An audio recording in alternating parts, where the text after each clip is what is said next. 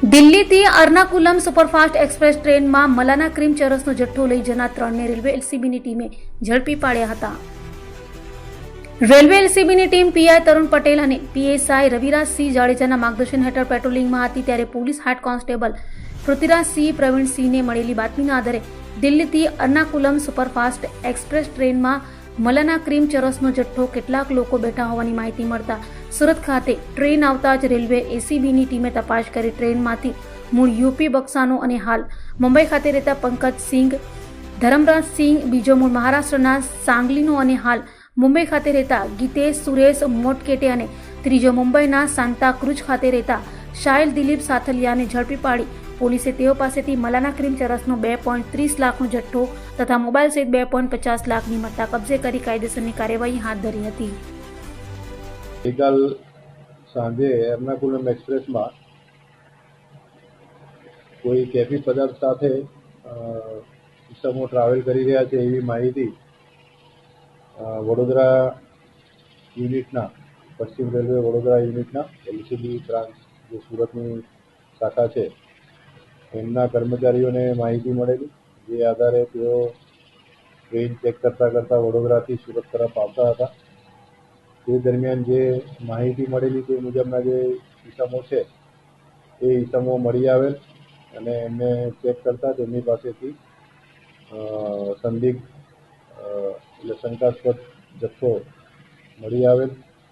જે આધારે તેમને ઉતારીને સુરત સ્ટેશન પાસે ઉતારી અને એમને એફએસએલના અધિકારીઓને બોલાવવામાં આવેલ. એફએસએલના અધિકારીને બોલાવીને ચકાસણી કરતા તે ચરસ હોવાની ખાતરી થઈ, જે આધારે સુરત રેલવે પોલીસ સ્ટેશનમાં આ અંગેનો એનડીપીએસ એક્ટ હેઠળનો ગુનો દાખલ કરવામાં આવેલ છે. આ જે 3 ઇસમો પકડાયેલ છે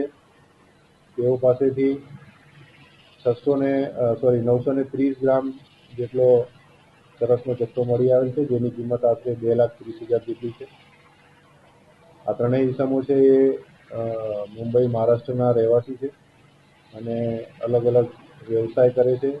એક મોલમાં નોકરી કરે છે, એક ઇસમ છે એ એની પોતાની બેગની દુકાન છે અને ત્રીજો ઇસમ છે એ પણ નોકરી કરે છે,